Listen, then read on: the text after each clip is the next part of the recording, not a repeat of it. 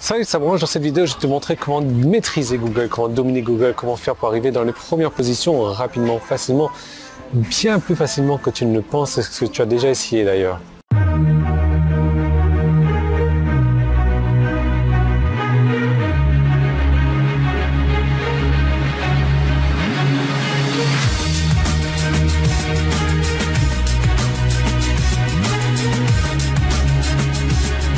Alors je suis au resto, ça faisait longtemps que je t'avais pas fait une vidéo restaurant et alors c'est marrant parce que tu vois, on est sur la table là. Alors si tu regardes bien, la table elle est, tu as moitié soleil, moitié ombre sur la table. Et moi j'ai choisi la place soleil, Jenny a choisi la place à l'ombre. Donc c'est marrant. Alors oui. Tiens, tant qu'on était sur les coups de gueule, j'ai fait un coup de gueule hier, j'en repousse encore un aujourd'hui. Mais c'est vrai que tant qu'on ne connaît pas, on ne connaît pas. Ce que j'entends par là, c'est que tant qu'on ne vire pas son nez de son pays, de sa France natale ou autre pays natal, et qu'on a l'impression que c'est le meilleur pays du monde, etc., on ne connaît pas autre chose. Et c'est peut-être parce que moi j'ai pris des mauvaises habitudes en Asie maintenant, mais quand j'arrive en Europe, avec leurs lois à la con, j'ai vraiment du mal, quoi. Qu'est-ce que j'entends par là, dans ce cas spécifique, c'est qu'en Asie, tu veux aller au magasin ou au restaurant, tu ne regardes pas quel jour c'est, tu ne regardes pas quelle heure c'est, tu y vas. Ici, non seulement il faut regarder le jour, il faut regarder l'heure, il faut regarder si c'est pas un jour férié, il faut regarder... Il faut arrêter là. Il faut arrêter. Je veux dire... En Asie, c'est ouvert 24 heures sur 24, 7 jours sur 7. Ici, si c'est un dimanche, tu as la pharmacie qui n'est pas ouverte. Aujourd'hui, c'est un dimanche, tu as la galère pour trouver un restaurant ouvert, les magasins sont fermés. Comment est-ce que tu fais une vie comme ça? Alors c'est vrai que quand tu as l'habitude de ça, ben voilà, ça fait partie de ton quotidien, de te dire, alors, italienne pour l'occasion, ça fait partie de ton quotidien, et tu sais que le dimanche, il faut rester chez toi, regarder du football ou Patrick Sébastien à la télé, et il faut refaire rien d'autre. Moi j'ai du mal. Aujourd'hui, voilà, c'est dimanche, j'avais envie de me relaxer, je peux rien faire. Tu fais rien, quoi, donc c'est vraiment la galère.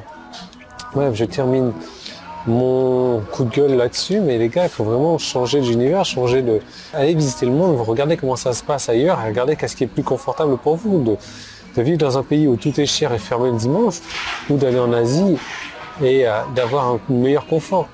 Ah oui, mais Yann, mais tu comprends. Est-ce que tu crois vraiment que je comprends pas? Bref, je mangeais des trucs de 1936. Ça peut-être expiré depuis le temps. C'était un peu con cette blague. Bref, David versus Goliath. Pourquoi je te parle de ça? Parce que dans un cas sur 1 million, tu vas avoir un nain qui va réussir à battre un géant facilement. Et encore facilement, le pauvre David, il a quand même galéré avant de battre Goliath. Mais il a réussi et l'histoire en parle. Et l'histoire en parle depuis des milliers d'années. Pourquoi? Parce que ça reste un truc vraiment hors du commun. Pourquoi je te parle de ça? Parce que la plupart des gens sur Internet aujourd'hui, quand ils veulent monter un site, ils veulent se dire « ouais, je veux gagner de l'argent sur Internet, etc. » Ils vont s'attaquer tout de suite aux géants. Ils vont s'attaquer, ils vont monter un site de vente, ils vont s'attaquer à Amazon, ils vont faire concurrence à Amazon. Ils vont faire concurrence à Etsy, ils vont faire concurrence à Le Bon Coin, etc. Non. Non, je veux dire, dans 999 999 fois, tu vas mourir à faire un truc comme ça. Tu n'es pas David et ça ne sert à rien de te battre contre Goliath. Il faut chercher au plus petit, il faut chercher au plus faible, il faut chercher là où il y a moins de concurrence. J'ai un ami, ce mec-là c'est un génie, je ne sais pas comment il a pensé à ça et ça a été une très bonne chose que de penser à ça si tu veux. Il s'est dit, ouais, il va gagner de l'argent en jouant au poker en ligne. Ouais, c'est pas une mauvaise idée, simplement poker en ligne, il faut s'y connaître un petit peu. Donc le mec, il s'y connaissait pas trop au poker, mais ce qu'il a fait, il s'y connaissait en développement. Il a créé un logiciel pour trouver les joueurs qui perdent le plus d'argent au poker et qui continuent à jouer. Qu'est-ce que ça sous-entend? Que ces joueurs-là, non seulement ils dépensent énormément d'argent, mais ils ne savent pas jouer au poker et ils s'en foutent, ils sont là pour dépenser leur argent. Mais le mec, il est parti jouer contre ces joueurs-là, qui sont de mauvais joueurs et qui dépensent gros, donc il a gagné une fortune sur Internet. Il s'est battu contre les plus faibles. Tu vas te battre contre une fourmi ou contre un dinosaure? La réponse est évidente, pourtant, même si la réponse est évidente dans la vie de tous les jours, elle n'est pas si évidente quand on veut travailler sur Internet. Et je vais te montrer exactement comment faire pour te battre contre la fourmi plutôt que de te battre contre l'éléphant. Je vais te montrer comment te battre contre les petits plutôt que de te battre contre Goliath. Donc pour ça, j'ai créé une seconde vidéo. Cette seconde vidéo, tu la retrouves en cliquant sur le bouton jaune qui est en haut ou en bas. Si tu es sur YouTube, tu peux cliquer sur le petit i qui est là ou le premier lien qui est dans la description. Donc tu as vu d'ailleurs par la même occasion que j'ai acheté des nouvelles lunettes de solaire parce que j'avais cassé les autres. Lunettes de soleil d'ailleurs, pas de solaire. Donc j'espère qu'elles te plaisent. Si elles ne te plaisent pas, eh ben, c'est pas grave.